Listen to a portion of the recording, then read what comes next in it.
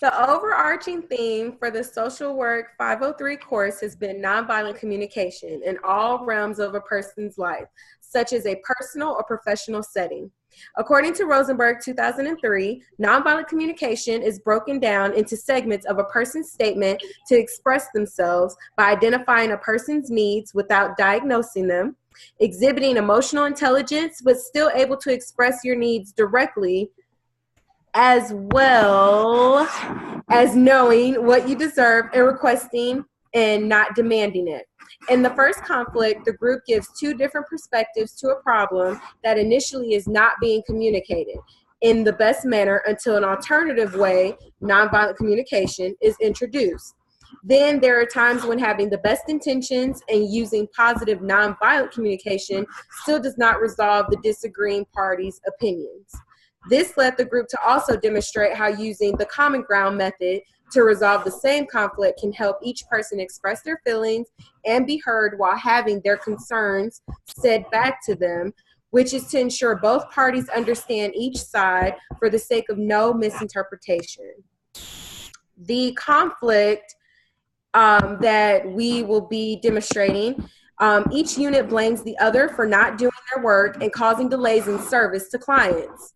Group A, their role is to work with these clients on a short-term basis, typically 6 months. And they're responsible for transferring clients from in-home services to ongoing long-term services. This decision is made when clients' needs are unable to be met short-term.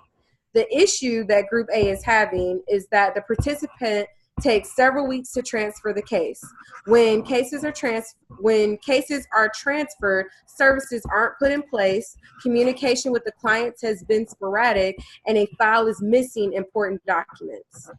For Group B, their role is, as the workers, they have ongoing clients for an unspecified amount of time. They receive new cases when clients are unable to meet goals within 6 months, ensure services are meeting clients' needs, and work cases until closure. The issues that Group B is having is that the participant is frustrated with receiving cases from Group A that have no services put in place. They are getting calls from clients about cases that haven't been assigned to them yet. So Group A, they are possibly taking 6 to 8 weeks to pass a case that has been identified for transfer.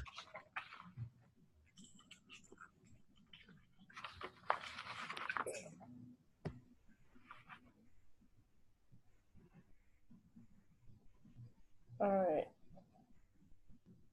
right. So this is our way of introducing nonviolent communication method.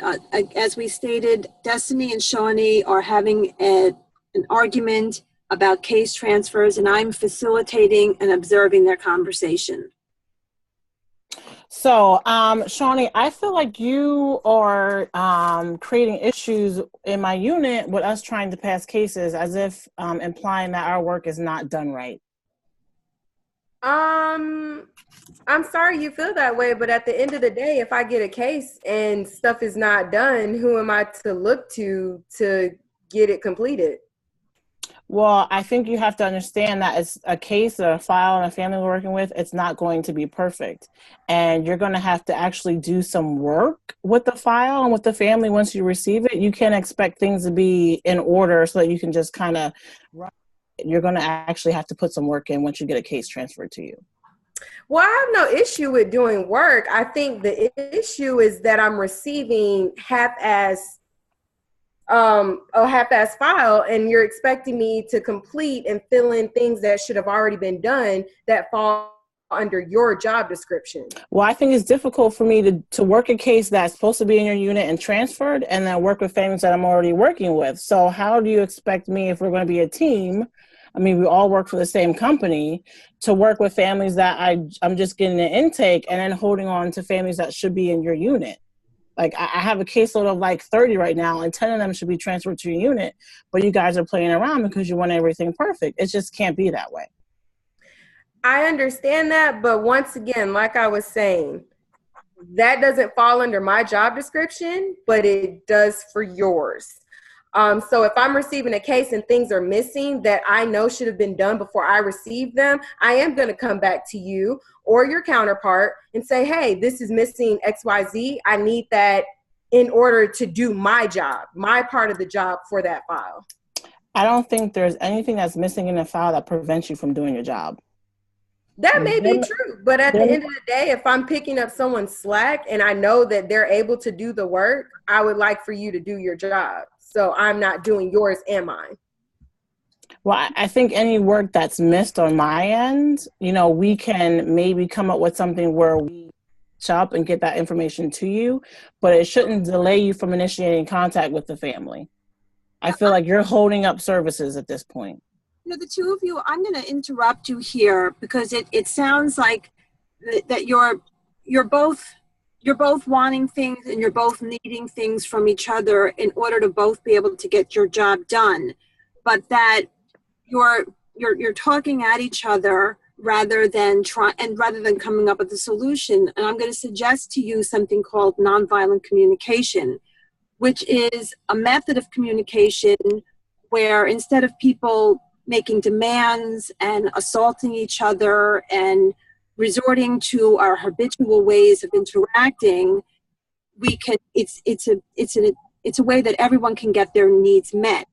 But what would be required would be for everyone to take an honest look at what their feelings and what their needs are, and to be able to express some empathy for themselves and for their counterpart.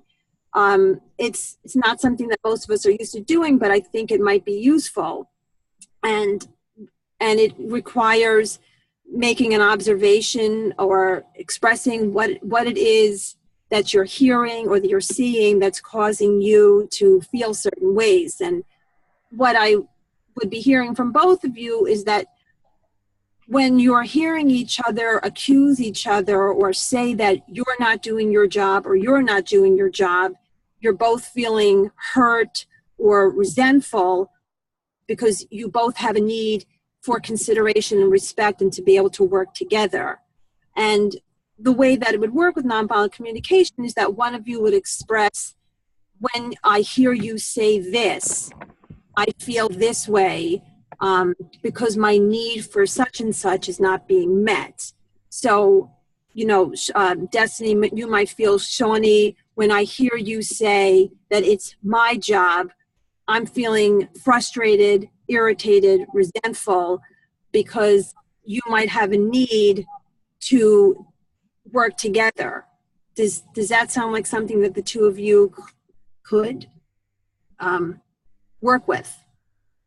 I think it's something that I could agree to commit to, as long as it will result in clients getting the services that they need. I agree. Do either of you think that you could make an attempt to communicate using these nonviolent techniques, identifying perhaps your feelings and your needs about in terms of the conflict that you're having right now? Yeah, definitely. I mean, I can give it a shot. I feel that I feel frustrated when I have cases that need to be transferred and the families are still calling me and I'm still investing a lot of time with them when I could be working with families that I should be working with. So you're feeling frustrated when you receive a case that you have to put work into because you have a need to be working with the cases you already have, and you may have a need to be able to predict how much time you'll have with the current caseload that you have. I feel that kind of what you said, but I feel frustrated because I need to be transferring the case to Shawnee's unit and they're not receiving it. So because they're not receiving it, I'm still spending time with that family. And I feel that time I'm spending with them should be spent in Shawnee's unit so I can focus on the families that I'm assigned to. So you're feeling frustrated because you have a need to transfer the case and to no longer be responsible for those cases. Yes, exactly. And Shawnee, would you be able to express what you're feeling and you're needing in this situation? Of course. I mean, of course. I feel stressed when I am receiving a case that is missing components of it for me to effectively get those services put in place for that family. It's not my intention to let the cases linger in Destiny's unit, but I need for things to already be documented and put in place, files uploaded, so I can follow through with those services that we both agree need to be put in the home for our clients. So you're feeling stressed, maybe a bit overwhelmed, annoyed, because you have a need to have order in these cases so that you can move forward with what you have to do. Yes, ma'am. And so would either of you be able to sort of make a request one another about how you might go about doing this in terms of your needs? It sounds like you both are aware of what your needs are and what your feelings are. And do you think you might be able to sort of request rather than demand from each other how you might resolve this? Yes, I can agree to that, putting some outlines and parameters in place for transitioning cases to Shawnee's unit. And I can make requests as well. Just having, I understand that they have their caseload as well. So maybe just not be as demanding with what all needs to be in there. Some of those things we can figure out on our end. And yes, we may have to do a little bit of extra work, but we're willing to move forward working as a team and giving that team effort with Destiny's unit. Awesome. Thank you, Shawnee. This method, do you both feel that you're both going to have your needs met? I think so, yes.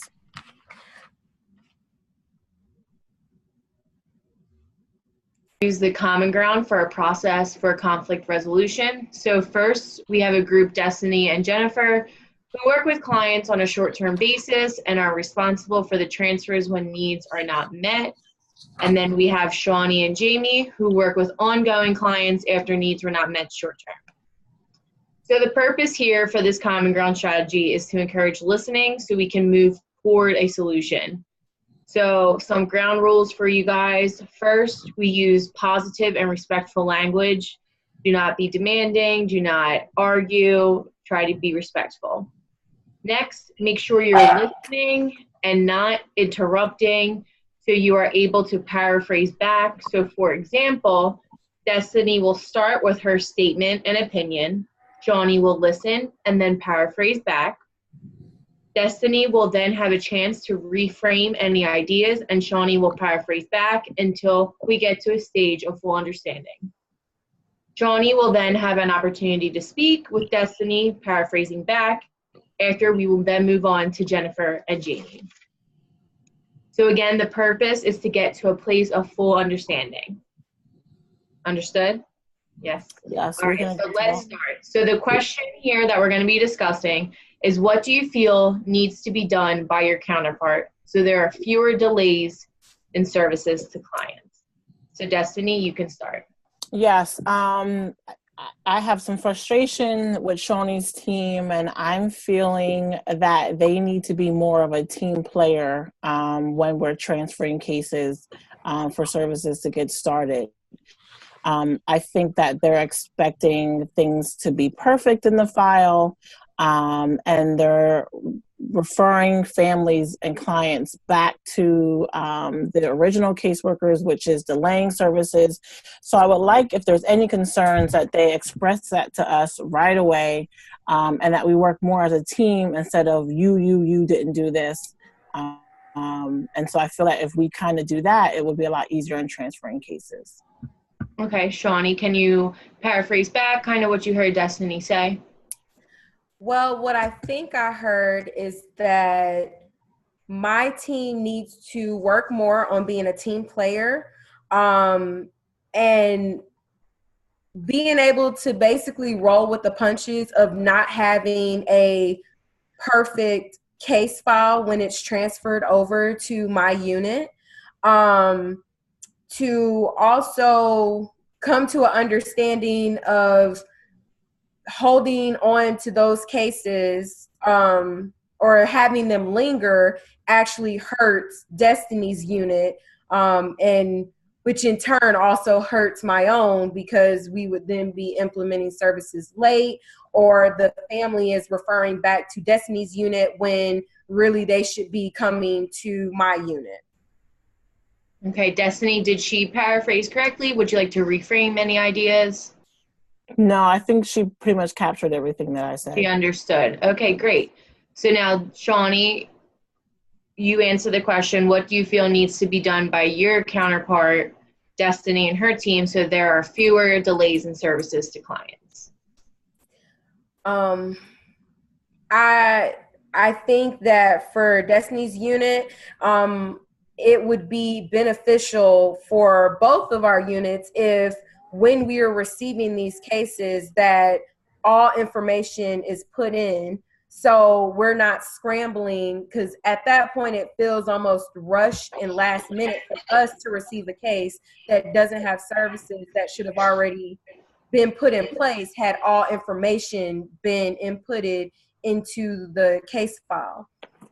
So that's definitely my biggest concern. And it's not to pass the blame on anyone. It would just be nice if that was considered moving forward, that it would hurt both of us not to just have that information already put in from jump, than to try to do it when everything is feeling rushed at that point, because it's basically backdating things that should have already been done. Okay, Destiny, can you paraphrase back what you heard Shawnee say, please? Yes, I can do that. She would like all the information to be put in the files, as much as possible, so that her team is feeling less rushed, and it's less chaotic for them to get services started for clients. Okay, Shawnee, would you like to reframe anything, or do you think Destiny understood what you were trying to say? I think she got it. Okay. All right, then we will move on to Jennifer. So what do you feel needs to be done by Jamie, so there are fewer delays in services to clients? Well, it's not so much what I think she needs to do. It's that I think that I would like her to understand the position that I'm in, which is I'm getting the cases in the initial 6-month period, and we're trying to service these clients so that the cases don't have to be transferred. But a lot of times in the beginning stages of a case, people need, it takes more work. And a lot of times I'm trying to get the services that are going to be necessary long term, but a lot of these service providers don't communicate back with me, and I'm left waiting a lot of the times to hear back if they can do an intake, if they can take the case, if they can meet the needs of the clients. And so by the time 6 months passes, I might not have heard back from all of the prospective service providers, and then I have to transfer the case and I don't have all the information. So I would hope that she would understand that I'm not doing it in a way to make her life more difficult. I don't have any control over the situation.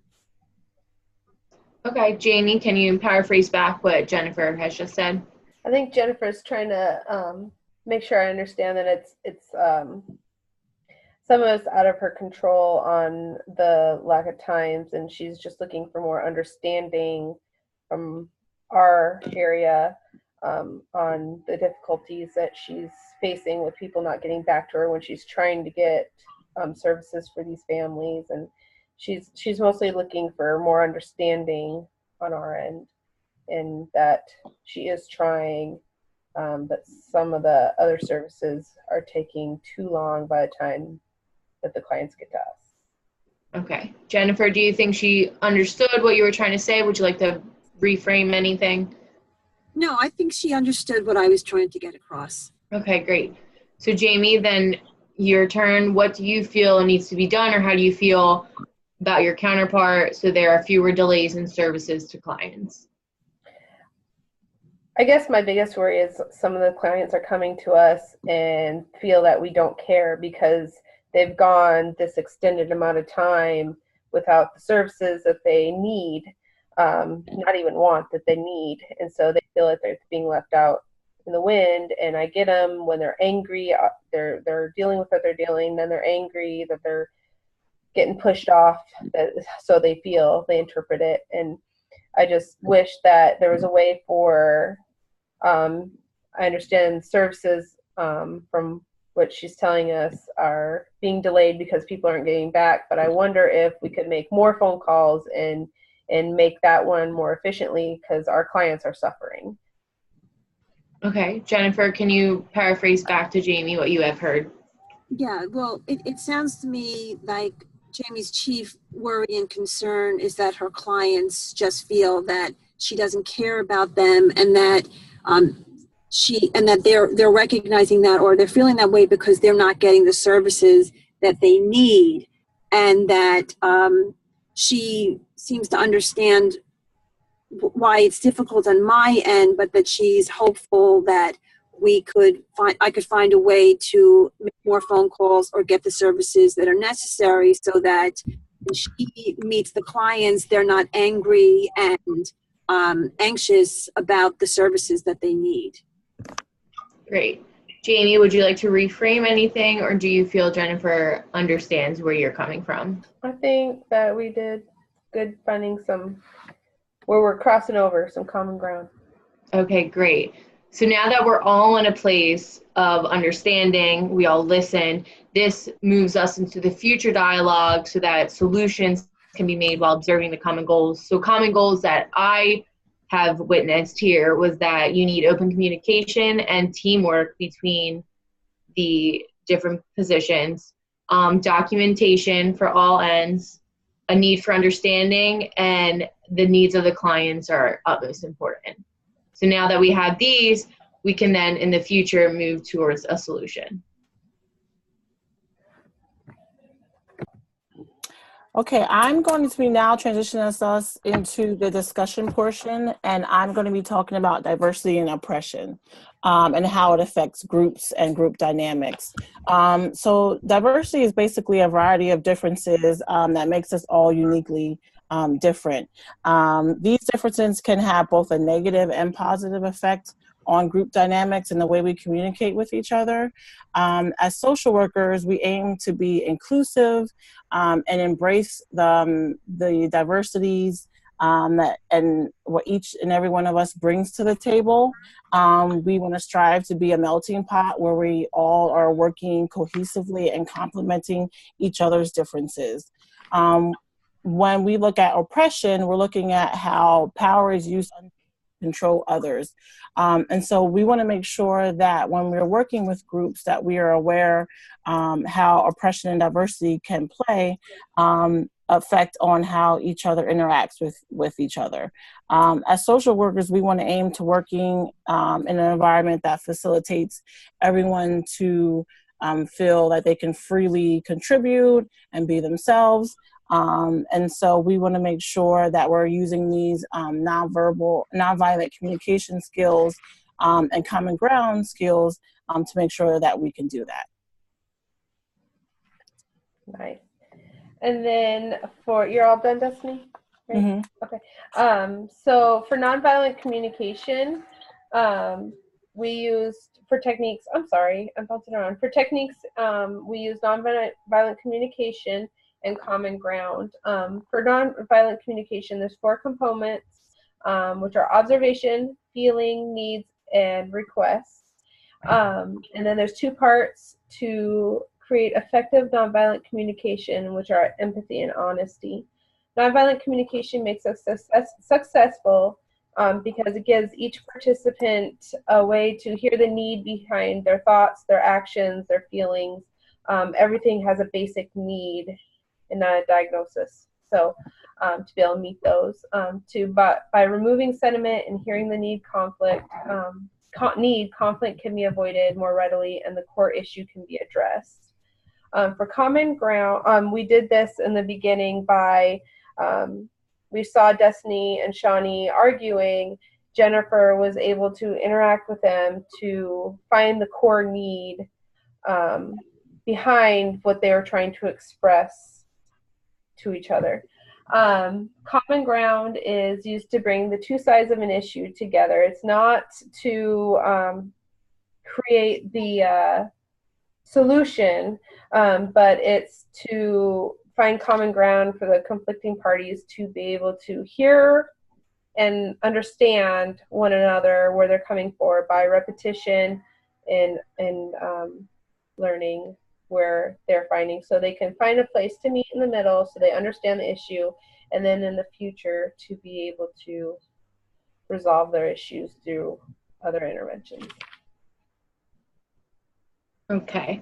So by the end of each role play, the group has reached the emptying stage of group development. We know this because it's a place where we began to find resolutions to the issues at hand, but didn't totally get to the solution phase. The group was prior in student community, which was established because the group scenario involved coworkers. So using nonviolent and communication and the common ground exercises, we began to move our group from chaos to emptying and working together to find solutions.